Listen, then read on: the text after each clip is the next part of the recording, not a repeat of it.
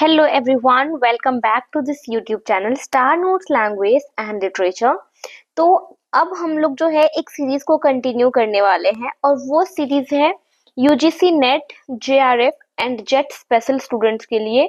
जो भी student net jet या JRF के लिए प्रिपेयर कर रहे हैं या कोई भी ऐसा एग्जाम जिसमें कि लिटरेचर पूछा जाता है, उनके लिए ये वीडियो बहुत ज़्यादा इम्पॉर्टेंट है। Please don't miss the video और हम लोग अच्छे से पढ़ाई करने वाले हैं। Let's start this video. आज हम लोग इस वीडियो में कवर करेंगे 100 objective questions from Geoffrey Chaucer. Chaucer से हम लोग 100 मल्टीपल क्वेश्चंस जो है वो करेंगे, MCQ बेस्ड करेंगे। ठीक है, तो आइए सबसे पहला प्रश्न हम लोग देखते हैं कि पहला प्रश्न क्या है। तो सबसे पहला प्रश्न आपके सामने है, सबसे पहला जो प्रश्न आपके सामने है वो ये है, Chaucer is known as the, Chaucer is known as the, Chaucer को किस नाम से जाना जाता है। आपके सामने ऑप्शन है, father of drama, father of English poetry, father of essays and father of tragedy.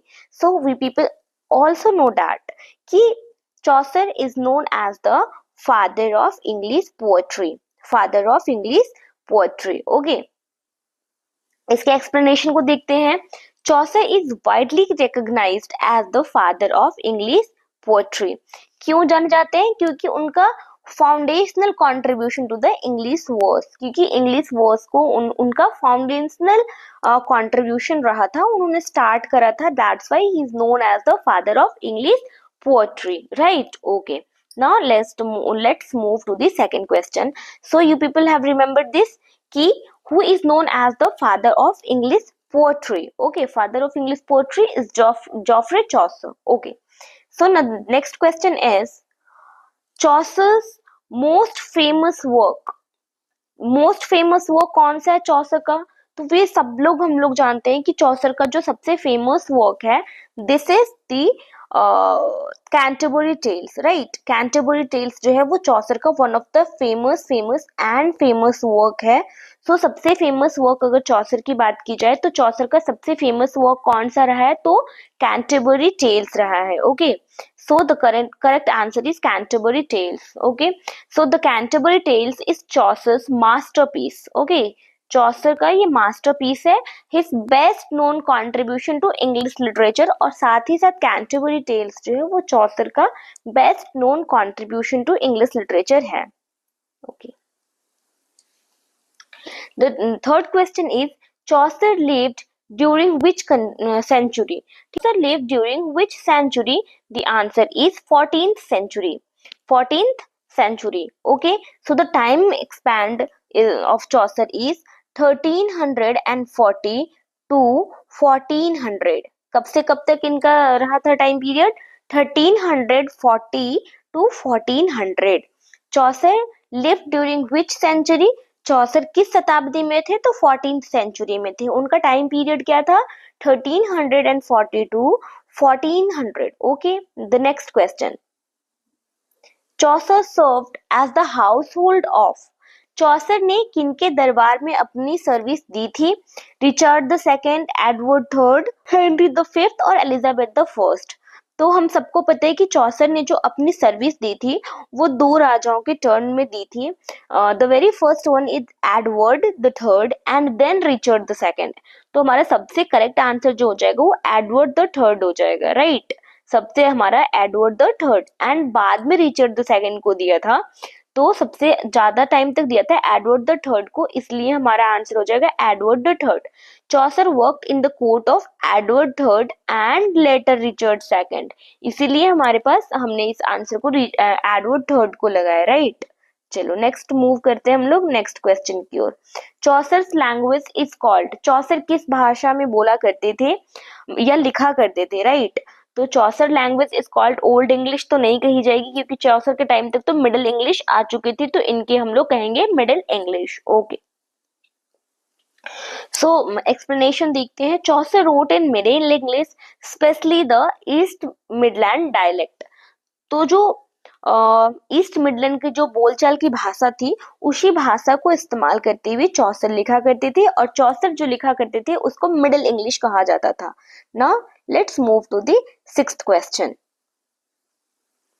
Who is the narrator of the Canterbury tales?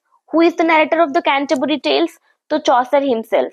चौसर ने ही कैंटरबरी टेल्स खुद ही लिखा था और खुद ही लोगों को सुनाया था, ठीक है।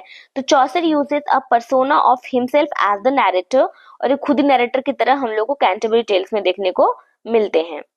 So how many pilgrims are there in the Canterbury Tales excluding Chaucer? यहाँ एक बात ध्यान रखिएगा कि यहाँ पे लिखा हुआ है चौसर को एक्सक्लूड करते हुए, right? How many pilgrims are there in the Canterbury, Chaucer को एक्सक्लूड करते हुए, ठीक है। तो हमें चौसर को एक्सक्लूड करते हुए हमारे पास 29 पिलग्रिमेज थे।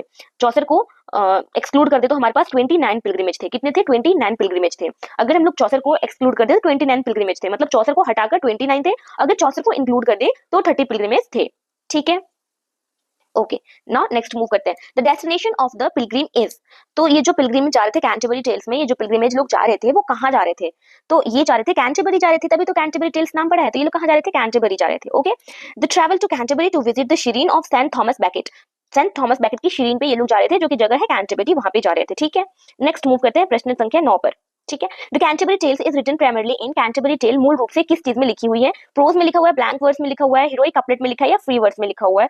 तो एज वी नो कि हीरोइक कपलेट में ही लिखा हुआ है, ठीक है। तो Chaucer uses rhyming iambic pentameter couplets, तो उन्होंने हीरोइक कपलेट को इस्तेमाल करते हुए कैंटरबरी टेल्स को लिखा हुआ है। तो कैंटरबरी टेल्स को किस फॉर्मेट में लिखा गया? तो हीरोइक कपलेट में लिखा गया, राइट। नाउ मूव करते हैं प्रश्न संख्या 10 पे। The prologue to the Canterbury Tales is an example of, तो कैंटरबरी टेल्स में जो प्रोलॉग इस्तेमाल हुए हैं, प्रोलॉग मतलब पहले जो लिखे गए हैं प्रोलॉग्स, वो प्रोलॉग टू कैंटरबरी टेल्स किस चीज का एग्जाम्पल है? Right, dramatic monologue, state satire. तो स्टेट सटायर का उदाहरण है, क्योंकि इसमें दिखाया गया है, स्टेट सटायर को दिखाया गया है, मतलब एक हायरार्की को मेंटेन करते हुए कहानी को दिखाया गया है।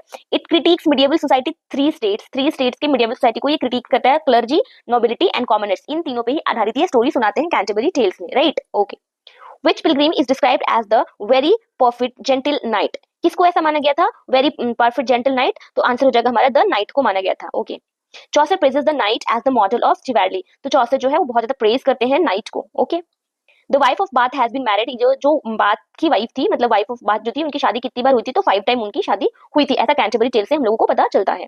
She proudly states she married 5 husbands, वो प्राउडली बताती है कि उन्होंने 5 बार शादियां करी हैं। Chaucer first major poem was, Chaucer का जो सबसे पहला मेजर पोएम कौन सा था? तो चौसर का जो पहला मेजर पोएम था, this was the Book of Duchess. कौन सा सबसे इंपॉर्टेंट और सबसे मेन था? That was the Book of Duchess. Okay, now next move to the explanation देखते हैं। Book of Duchess was written to mourn, ये बुक ऑफ डचेस जो लिखा गया था वो मॉर्न करने के लिए लिखा गया था, दुख को व्यक्त करने के लिए लिखा गया था। Death of Blanche duchess of Lancaster, जो कि ब्लैंच का डेथ हो गया था, जो कि ऑफ लैंकास्टर थी, उनके ऊपर लिखा गया है बुक ऑफ डचेस। ओके, तो the 14th question, Chaucer was influenced by all except, किसके द्वारा? इनमें से सबके द्वारा इन्फ्लुएंस होंगे सिवाय एक के। तो कौन सा ऐसा था जिसके द्वारा चौसर इन्फ्लुएंस नहीं हुए थे? सो लैटिन क्लासिक्स, लैटिन के द्वारा, लैटिन बोलूं, ग्रीक, ग्रीक से वो इंस्पायर नहीं हुए थे, ग्रीक से इंस्पायर नहीं हुए थे। Greek works were not widely known as medieval England के समय पे जो ग्रीक के वर्क्स थे वो बहुत ज्यादा फेमस नहीं हुए थे। So the 15th one, Troilus and Criseyde is primarily a epic romance tragedy and morality, so this one is tragedy. Troilus and Criseyde is primarily a tragedy, Troilus and Criseyde क्या था? एक tragedy थी। Okay, थोड़ी सी story को देखते हैं। It ends tragically with Troilus betrayed and destroyed emotionally, ठीक है। ये इसका एक्सप्लेनेशन है कि ये जो ट्रेजेडी है ट्रायलस एंड क्रीसीड में जो इसका अंत होता है स्टोरी का, वो होता है कि बहुत ट्रैजिक तरीके से होता है। ट्रायलस जो है वो बिट्रे कर देता है, धोखा कर देता है, एंड डिस्ट्रॉयड इमोशनली, और फिर वो इमोशनली बर्बाद हो जाता है। Which poet influence Chaucer the most? One of the very important question, इसको आप इंपॉर्टेंट क्वेश्चन के तौर पे मार्क कर लेंगे, इंपॉर्टेंट क्वेश्चन के तौर पे मार्क कर लेंगे। Which poet influence Chaucer the most? किस पोएट ने चौसर को बहुत ज्यादा इन्फ्लुएंस किया था? तो आंसर इज दांते। दांते से बहुत ज्यादा चौसर जो है वो इन्फ्लुएंस हुए थे। तो और देखते हैं किन किन से इन्फ्लुएंस थे हमारे चौसर। तो दांते से थे, पेट्रार्क से थे, बोकाशियो से थे।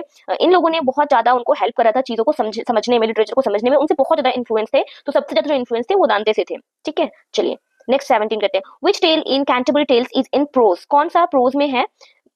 So the answer is the parson's tales जो है वो प्रोज में लिखा हुआ है। Which tale in Canterbury Tales is in prose? कौन सा जो टेल है वो प्रोज में लिखा हुआ है, तो the parson's tale is in prose, ठीक है। 18 नंबर, Chaucer tomb is located in, Chaucer का जो टॉम्ब है, उनका जो मरने के बाद जो टॉम्ब बनता है वो कहाँ पर है? तो एज यू पीपल नो कि वेस्टमिंस्टर एबे, जितने भी उस समय के फेमस पोएट थे, उन पोएट्स को दफनाने के लिए जो जगह था वो वेस्टमिंस्टर एबे था। पोएट कॉर्नर भी कहते हैं इसको। तो वेस्टमिंस्टर एबे, he is the first writer buried in poets corner. तो जो पोएट्स कॉर्नर था, जो वेस्टमिंस्टर एबे था, उसमें दफनाए जाने वाले ये पहले कवि थे। कौन? जॉफ्रे चौसर। सो 19 में चौसर वॉज imprisoned ड्यूरिंग, चौसर को कब इम्प्रिजन किया गया था, कब जेल दिया गया था, तो द पीजेंट रिवॉल्ट के टाइम पे उनको जेल भेजा गया था, द पीजेंट रिवॉल्ट में उन्होंने पार्टिसिपेट किया था, इसीलिए he was captured while on military service ransom, ठीक है, वो पीजेंट रिवॉल्ट के समय पे उनको जेल भी भेजा गया था।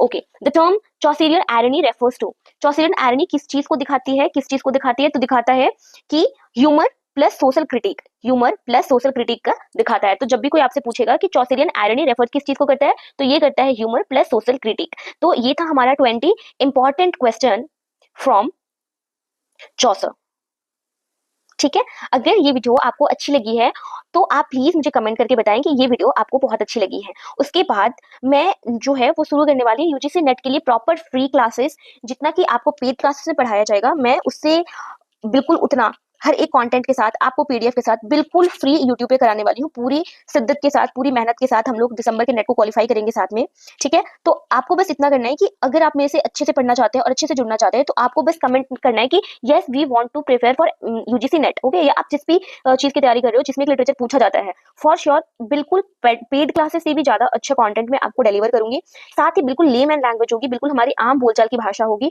और बहुत अच्छे तरीके से समझते हुए हम लोग पढ़ेंगे। बस आप इतना करना कि आप प्लीज कमेंट बॉक्स में मुझे ये लिखना कि yes we want to study, या आप मेरे वीडियोस को लाइक कर सकते हैं जिसकी वजह से मुझे मोटिवेशन मिलेगा। एंड मैं पूरी कोशिश करूंगी कि सही से मैं कंटेंट को डिलीवर कर पाऊं, और मुझे बस बहुत सारे कंटेंट है यूजीसी नेट के रिगार्डिंग, मेरे खुद के नोट्स भी हैं, तो वो सब कुछ मैं आपके साथ शेयर करूंगी। तो फिर फॉलो करिए मुझे और मिलते हैं अब नेक्स्ट क्लास में जिसमें हम लोग चौसर के आगे को पढ़ेंगे। अगर आप मुझसे कुछ भी पढ़ना चाहते हैं तो वो टॉपिक का नाम आप प्लीज कमेंट सेक्शन में लिखिए, मैं डेफिनेटली उस टॉपिक के साथ में डील करूंगी। और अब मिलते हैं नेक्स्ट वीडियो में। Thank you very much for watching this video, see you, bye bye.